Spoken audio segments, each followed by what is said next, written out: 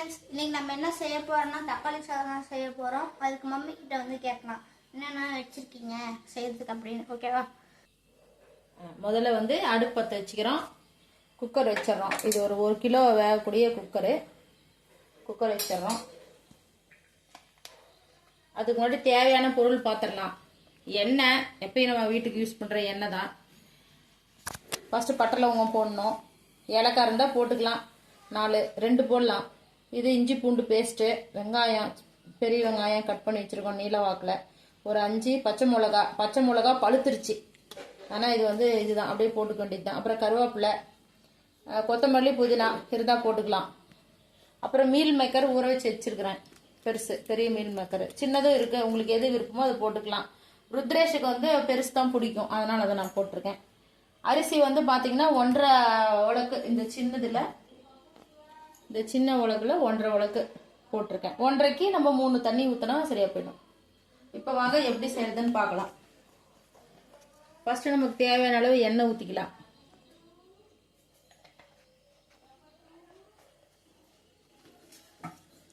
எண்ணெய் காஞ்சிடுச்சான்னு பாருங்க. அப்படி கை வச்சு பார்த்தீங்கன்னா உங்களுக்கு தெரியும். எண்ணெய் காஞ்சிடுச்சுன்னா இந்த பட்டை லவங்கம் நம்ம கையில் வச்சுருக்கிறத போட்டுக்கலாம். இதில் ஒரு 4 பட்டை, அதை நான் உடைச்சிருக்கேன், அதனால நிறைய இருக்கிற மாதிரி இருக்கு.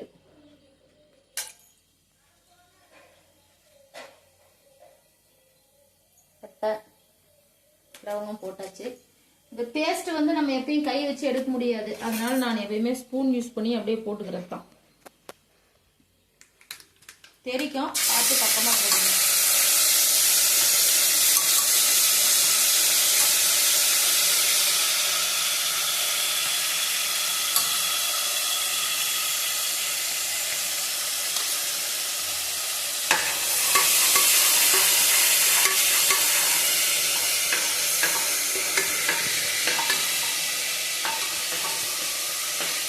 அடுத்து வச்சிருக்கிற இந்த ஆனியனை நெக்ஸ்ட் போட்டுக்கிறோம். கூடயே இந்த பச்சை மிளகாய்களையும் போட்டுக்கலாம்.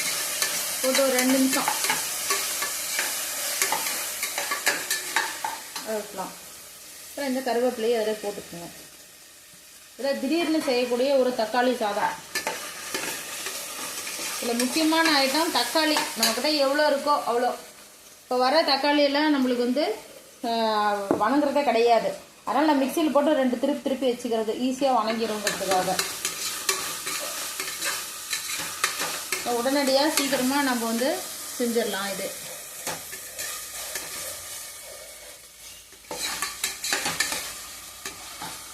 அடுத்தது இந்த தக்காளி அரைச்சி வச்சுருக்கோம் இல்லையா, அதை வந்து இதில் ஊற்றிடலாம். இது ஒரு 2 நிமிஷம் ஆகும் வேகிறதுக்கு. இது மீதி இருக்கிறது அப்படியே வலிச்சு வேஸ்ட் பண்ணாமல் ஊற்றிக்கலாம். தக்காளி ஏகப்பட்ட வேலை விற்குது இல்லையா, அதனால.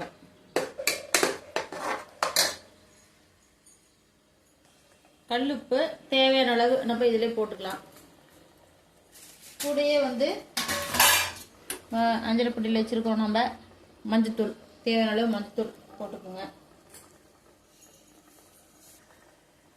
தனி மிளகாய்த்தூள் நான் ஒரு சின்ன ஸ்பூன் வச்சுருக்கேன், அதில் எப்பயுமே வந்து பார்த்தீங்கன்னா 1.5 டம்ளருக்கு 1 ஸ்பூன் போடுவேன், சரியா இருக்கும். 1 ஸ்பூன் 3/4 ஸ்பூன் உங்கள் காரத்துக்கு ஏற்ற மாதிரி நீங்கள் போட்டுக்கலாம்.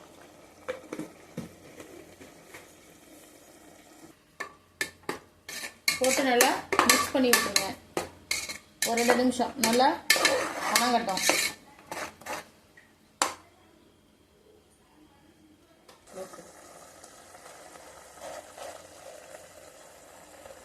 நல்லா வெந்திருக்கு. உங்களுக்கு இது எண்ணெய் தனியாக இது தனியாக மேலே பிரிஞ்சு நல்லா வந்திருக்கும் பாருங்க. ஓகே, இப்போ நம்ம வச்சிருக்க இந்த மீல் மேக்கரை புளிஞ்சு போட்டுக்கலாம். தண்ணி இல்லாமல் போட்டுக்குங்க. மீல் மேக்கர் இவ்வளோதான் போடணுன்றது இல்லை, நம்ம விருப்பம். எவ்வளோ உங்கள் பசங்களுக்கு வேணுமோ நீங்கள் போட்டுக்கணும்.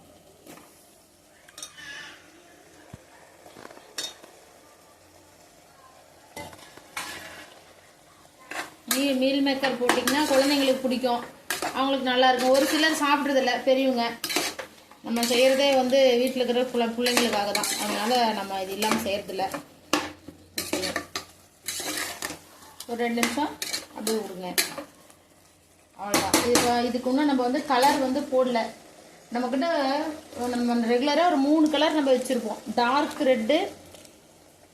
ரெட்டு, இது கேசரி கலரும்போம் இது, அப்புறம் எல்லோ. உங்களுக்கு எது வேணுமோ போட்டுக்கலாம். நான் மேக்ஸிமம் போடுறதில்ல, எந்த கலரும் போடுறதில்ல, அப்படியே ஃபுல்லாகவே விட்டுறதான் ப்ளைனாக.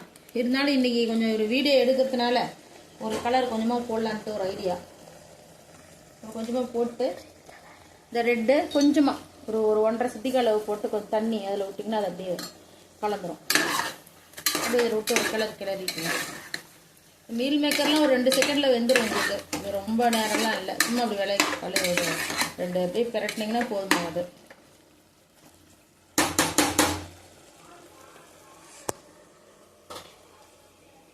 அப்புறம் நம்ம இந்த ஊற வச்சுருக்கோம் இல்லைங்களா அரிசி, அதுக்கு தக்கன மாதிரி தண்ணி நான் 1.5 ஊற வச்சுருக்கேன். அதனால் வந்து டபுளுன்னாக்கா 3 டம்ளர். 1 2 3 போதும்.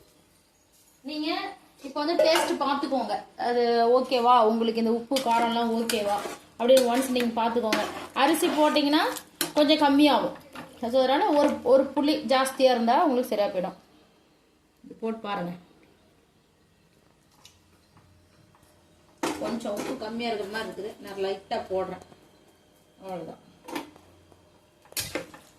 நம்ம பாத்திரத்தில் செய்கிற மாதிரி இருந்தால் இது கொதிக்கிற வரைக்கும் வெயிட் பண்ணி அரிசி போட்டு அப்படியே மூடி வச்சு பண்ணுவோம். அப்போ நம்ம குக்கரில் செய்கிறதுனால ஒன்றும் பிரச்சனை இல்லை. ஃபுல் ஃப்ளேம் வச்சுட்டு நீங்கள் தண்ணி வந்து இருத்துட்டு தான், அதாவது தண்ணி வடிகட்டிட்டு தான் அரிசியை வந்து போடணும். ஏன்னா நம்ம ஆல்ரெடி அதில் வந்து என்ன பண்ணியிருக்கோம், நம்ம தண்ணி வந்து ஊற்றி இருக்கிறதுனால ஃபுல் அண்ட் ஃபுல் நீங்கள் வந்து தண்ணியை இருத்துடுங்க. இந்த மாதிரி இல்லை இதுக்குன்னு வடிகட்டி வச்சிருந்தாலும் அதில் போட்டு வடிகட்டிக்குங்க.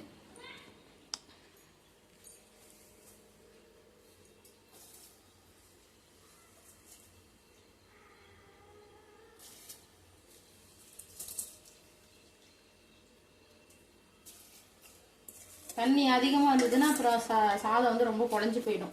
அதனால தண்ணி மட்டும் கரெக்டாக ஃபில்டர் பண்ணி போட்டுக்கணும். நம்ம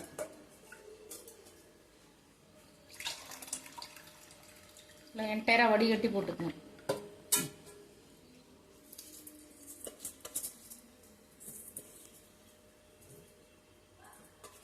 போட்டு ஒரு கிண்டி விட்டு, உங்களுக்கு நெய் வந்து பிடிக்கும், ரொம்ப நெய் பிடிக்கும் அப்படின்னா 1 ஸ்பூன் நெய் இது மேலே அப்படியே விட்டு கூட நம்ம மூடி வச்சுக்கலாம். இதுக்கு மேலே இதில் எந்த வேலையும் இல்லை.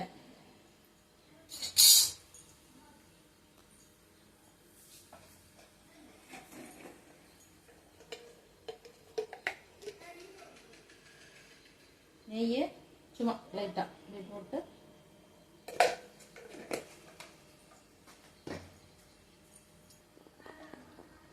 குக்கர் மூடி போட்டு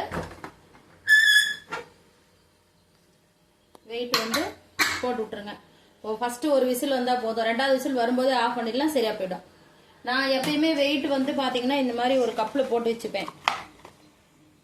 இந்த மாதிரி ஒரு கப்பில் போட்டு வச்சுப்பேன். ஈஸியாக இப்படி வச்சுப்பேன் மேலே, உங்களுக்கு டக்குன்னு எடுக்கிறதுக்கு ஈஸியாக இருக்கும்.